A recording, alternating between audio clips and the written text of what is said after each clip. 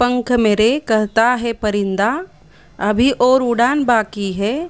ज़मीन नहीं है मंजिल मेरी, अभी पूरा आसमान बाकी है। नमस्कार विद्यार्थी मित्रांनो, लस्टर ऑफ एज्युकेट या आपल्या यूट्यूब चॅनलवर तुम्हा सर्वांचे मनापासून स्वागत आहे। टेट परीक्षेचा अभ्यास तुम्ही सुरू केला असेल किंवा सुरू करत असाल तर तो कोठून करावा हे फार महत्त्वाचे आहे। मित्रांनो, कोणत्याही गोष्टीचा पाया पक्का असेल तर त्यावर उभी राहिलेली इमारत कधीही डगमगत नाही। तर आजचा व्हिडिओ ही असाच बेसिक गोष्टींवर अवलंबून आहे। मला गणिताचे कोणताही प्रश्न सोडवायचा असेल तर गणिताचा पाया म्हणजे संख्याज्ञान। संख्याज्ञानावरील सर्व कन्सेप्ट आपल्या क्लिअर असायला हव्यात।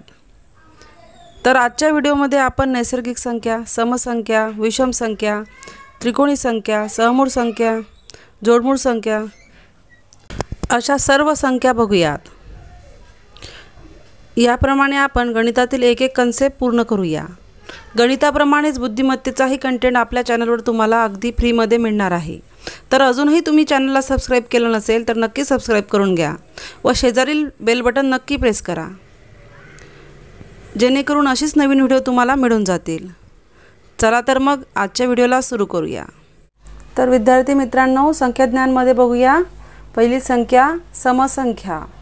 तर मित्रांनो, समसंख्या कशाला म्हणतात तर ज्या संख्येला 2 ने पूर्ण भाग जातो त्या संख्येला समसंख्या म्हणतात। समसंख्येच्या एकक स्थानी 0, 2, 4, 6, 8 हे अंक असतात। याचाच अर्थ काय तर कोणतीही संख्या असो, कितीही अंकी असो, त्या संख्येच्या जर एकक स्थानी 0, 2, 4, 6, 8 हे अंक असतील तर ती समसंख्या असते। पुढचं बघा नैसर्गिक संख्या। ज्या संख्यांचा वापर आपण व्यवहारात विविध वस्तू मोजण्यासाठी करतो त्यास नैसर्गिक संख्या असे म्हणतात, ज्या की 1 पासून सुरू होतात आणि आपण शेवटची नैसर्गिक संख्या सांगू शकत नाही, परंतु पहिली नैसर्गिक संख्या आहे 1। पुढचा आहे विषम संख्या। तर ज्या संख्येला 2 ने भागले असता बाकी 1 उरते ती विषम संख्या असते। विषम संख्यांच्या एकक स्थानी कोणते अंक असतात तर 1, 3, 5, 7 आणि 9 यापैकी कोणताही एक अंक असेल तर ती विषम संख्या असते। विषम संख्यांबद्दल सांगायचे झाल्यास कोणत्याही 2 विषम संख्यांची बेरीज ही एक समसंख्याच असते, तर त्यांचा गुणाकार ही विषम संख्या असते। उदाहरण बघूया। बघा 3 आणि 5 ह्या दोन्हीही विषम संख्या आहेत, तर यांची बेरीज किती येईल तर यांची बेरीज येईल 8। ही येणारी बेरीज काय आहे तर समसंख्या आहे। तर अशा अनेक संख्या घेऊन तुम्ही हे बघू शकता की 2 विषम संख्या मिळून त्यांची बेरीज समसंख्या येते। तर 2 विषम संख्यांचा गुणाकार हा विषम संख्याच येते। 3 5 15, 15 ही आलेली विषम संख्या आलेली आहे। याचाच अर्थ काय तर बेरीज आली केली असता सम येते आणि गुणाकार केले असता गुणाकार हा विषम संख्या येतो। पुढचं बघा, एखाद्या समसंख्येला विषम संख्येने भागल्यास व निशेष भाग जात असल्यास येणारा भागाकार ही समसंख्या असते। उदाहरण घ्या। आपण येथे एक समसंख्या घेऊया 12 आणि विषम संख्या घेऊया 3। तर बघा 3 चौक 12, तर येणारा भागाकार हा समसंख्या येतो। पुढचं बघा, 2 विषम संख्यांचा भागाकार निशेष असल्यास येणारा भागाकार विषम संख्या येतो। याचाच अर्थ काय तर आपण एक विषम संख्या घेऊया 117 आणि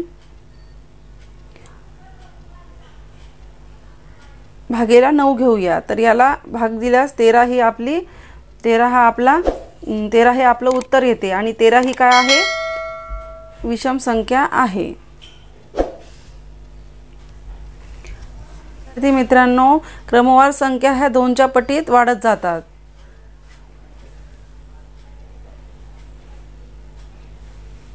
उदाहरणार्थ 2, 4, 6, 8, 10, 12 अशा याप्रमाणे ह्या 2च्या पटीत वाढत जातात। तर विषम संख्या ह्या 2च्या पटीतच वाढत जातात, जसं की 1, 3, 5, 7, 9, 11 याप्रमाणे। पुढची कन्सेप्ट बघा, मूळ संख्या। तर विद्यार्थी मित्रांनो, ज्या संख्येचे 1 व ती संख्या हे दोनच विभाजक असतात त्या संख्येला मूळ संख्या म्हणतात। एक मित्रांनो 1 ते 100 पर्यंत 25 मूळ संख्या आहेत। तर बघा 1 ते 10 पर्यंत किती संख्या सापडतात आपल्याला मूळ संख्या? तर त्या आहेत 2, 3, 5 आणि 7। 11 आणि 20च्या दरम्यान आपल्याला आढळणाऱ्या संख्या आहेत 11, 13, 17 आणि 19। त्याचप्रमाणे 21 ते आपल्याला 30 पर्यंत आढळणाऱ्या संख्या आहेत 2, 23 आणि 29। 31 आणि 40 पर्यंतच्या आढळणाऱ्या संख्या आहेत 31 आणि 37। ह्या दोन मूळ संख्या आहेत 31 ते 40 दरम्यान। त्याचप्रमाणे बघा 41 ते 50 दरम्यान आढळणाऱ्या संख्या आहेत 41, 43 आणि 47। ह्या 3 संख्या आहेत। त्याचप्रमाणे 51 ते 60 या दरम्यान आढळणाऱ्या संख्या सांगा, तर त्या आहेत 53 आणि 59। पुढे बघा 61 आणि 70च्या दरम्यान आढळणाऱ्या संख्या बघा, तर 61 आणि 67 ह्या दोन मूळ संख्या आहेत। त्याचप्रमाणे बघा 70 ते 80, 71 ते 80 या दरम्यान आढळणाऱ्या संख्या आहेत 71, 73 आणि 79। त्याचप्रमाणे 81 ते 90 मध्ये आढळणाऱ्या संख्या आहेत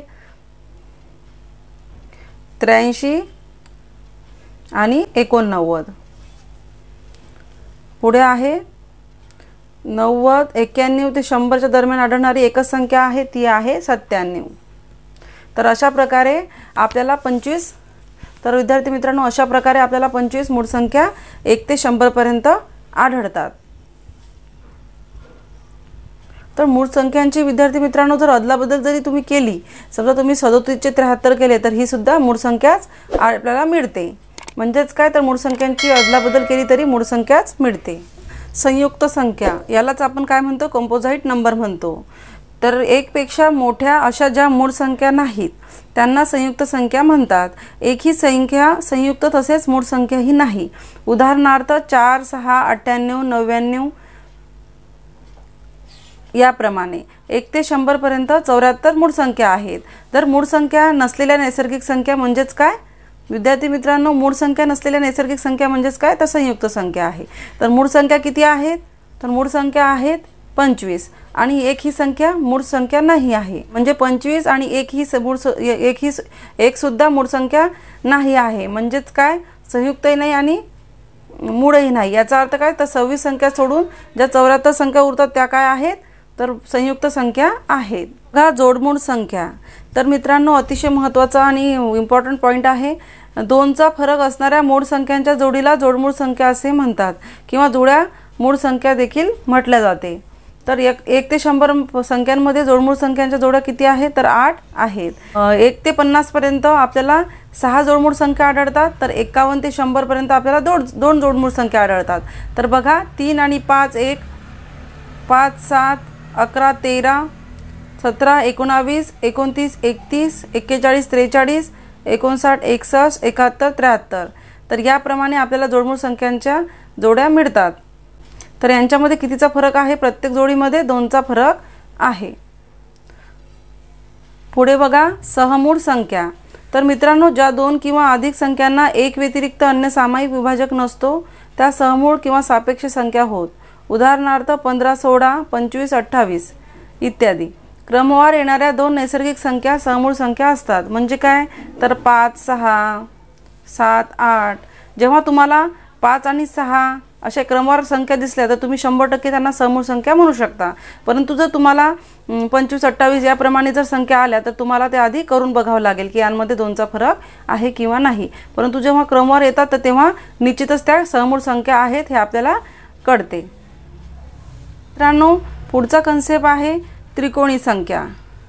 तर 2 क्रमवार नैसर्गिक संख्यांच्या गुणाकाराच्या निमपटीस त्रिकोणी संख्या म्हणतात।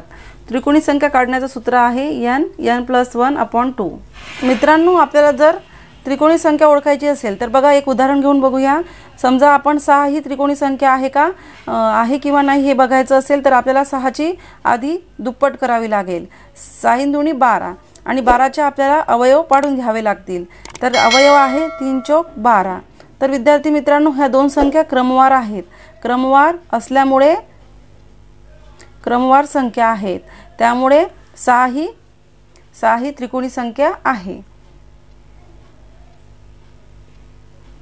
आणखी एक संख्या घेऊन बघूया 12। 12ची दुप्पट आहे 24। तर 24चे अवयव बघा, 24चे अवयव किती प्रकारे पडू शकतात? 8 त्रिक 24, 12 दुनी 24, त्याप्रमाणे 6 चौक 24। तर या अवयवांमध्ये, या कुठल्याही अवयवामध्ये आपल्याला क्रमवार संख्या दिसत नाही आहेत, म्हणून ही 12 ही त्रिकोणी संख्या नाही आहे। तर विद्यार्थी मित्रांनो, पुढच्या व्हिडिओमध्ये आपण त्रिकोणी संख्या कशा ओळखायच्या, त्रिकोणी संख्या कशा काढायच्या यावर डिटेल व्हिडिओ बनवणार आहे। त्याचप्रमाणे स्थानिक किंमत, त्याचप्रमाणे समसंख्या, विषम संख्या यावर सुद्धा आपण व्हिडिओ बनवूयात। चला तर मग पुढचा घटक बघूया। चौरस संख्या कशाला म्हणतात? तर सर्व वर्ग संख्यांना चौरस संख्या असे म्हणतात। म्हणजे काय? तर 36 ही सुद्धा वर्ग संख्या आहे, म्हणजे ही चौरस संख्या आहे। 49 ही सुद्धा चौरस संख्या आहे। म्हणजे काय? तर ज्या संख्यांचे वर्ग पडतात त्या संख्यांना, म्हणजेच काय, तर ज्या संख्यांचे वर्ग पडतात त्यांना चौरस संख्या असे म्हणतात। जर गणिताचा पाया पक्का करायचा असेल तर तुम्हाला 1 ते 30 पर्यंत पाढे पाठ असणे गरजेचे आहे। त्याचप्रमाणे तुमचे 1 ते 20 पर्यंत घनपाठ असावे। त्याचप्रमाणे 1 ते 30 पर्यंत तुमचे वर्गसुद्धा पाठ असावे। हे जर तुमचं तोंडपाठ असेल तर तुम्हाला गणितातील बेसिक क्रिया लगेच करता येतील। तुम्हाला मी एक चार्ट बनवून दिलेला आहे बघा। संख्या 1 ते 10 पर्यंत, या 1 ते 10 पर्यंतच्या नैसर्गिक संख्यांची बेरीज आहे 55, तर समसंख्यांची बेरीज आहे 30, विषम संख्यांची बेरीज आहे 25, आणि 1 ते 10 दरम्यान आलेल्या मूळ संख्या बघा 2, 3, 5, 6, आणि या संख्यांची बेरीज आहे मूळ संख्यांची 17। याप्रमाणे चार्ट बनवून दिलेला आहे।